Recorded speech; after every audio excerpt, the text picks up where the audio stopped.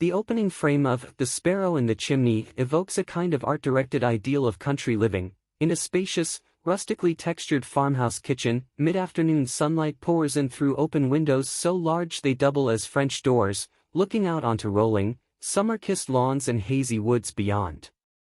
A regal ginger cat slinks in over the sill, as amplified birdsong and insect chatter also seem to blur the indoor-outdoor boundary.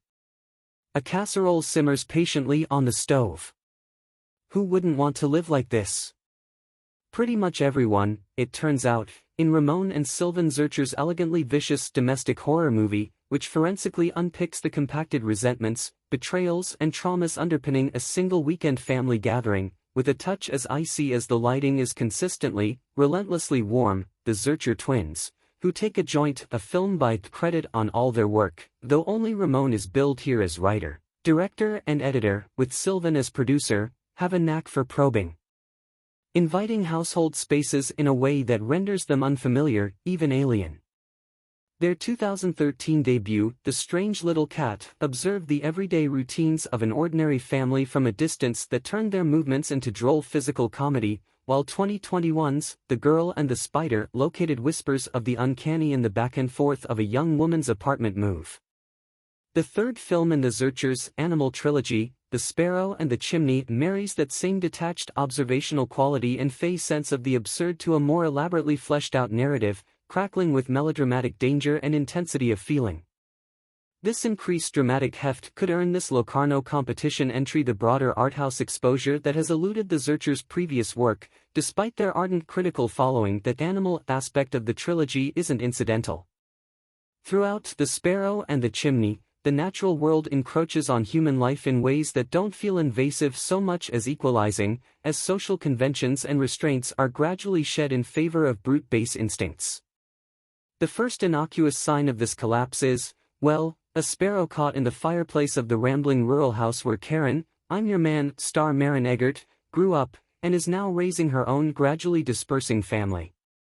The bird is freed, in a dusty flurry of flight, by Karen's lonely pre-adolescent son Leon, Ilya Boltman. Over the next 2 hours, few will make quite such a lucky escape. Karen's consistently stiff, stricken expression is the first clue that all is not rosy in this apparent idyll.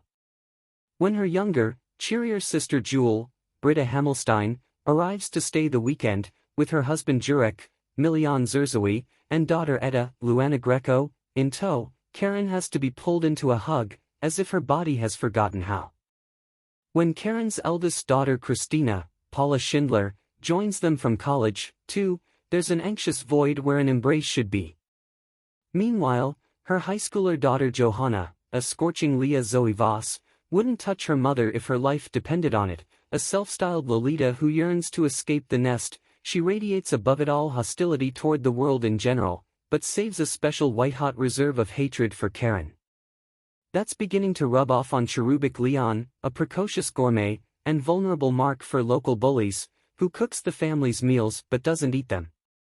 The occasion for this family gathering is the birthday of Karen's husband Marcus, Andreas Dohler. Though he's not much in a mood for revelry either, he'd rather quietly continue his dalliance with the family's young dog walker Liv, Louise Heyer, who lives in a cottage across the way, and has an alleged history of mental illness and arson.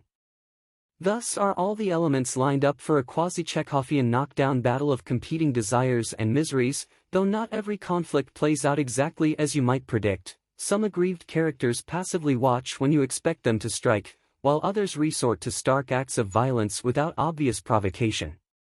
The most aggressive presence here, meanwhile, may be a phantom one, Karen and Jewel's late mother, remembered rather differently by the two sisters, who still wields control over a house to which Karen feels oppressively obligated, while Jewel was all too happy to wash her hands of it. Zurcher's script balances the excavation of long-buried secrets against a steady stream of present-tense confrontations and revelations, as does his limber, darting editing, while Eggert's tensely still, hollowed-out performance, as a matriarch increasingly inclined to walk away from familial chaos, is a stabilizing anchor amid all this narrative Sturm-und-Drang. The remaining ensemble deftly rolls with the film's volatile tonal shifts.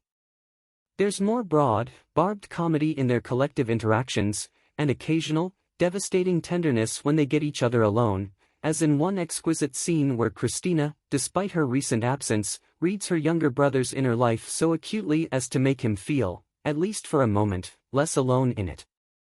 The Sparrow in the Chimney may be a crowded work, sparking and seizing with nervous energy, but there's a mutually enhancing tension between the rough and tumble of the drama and the refinement of the filmmaking.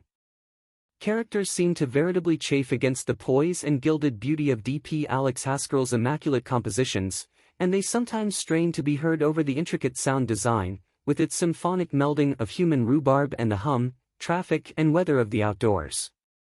Nearby, a lake and island where Karen's children once swam has been taken over by intimidating cormorants, possessively guarding a spot they're no longer willing to share. Perhaps the time has come for this fevered, fractured house to cede itself to the elements.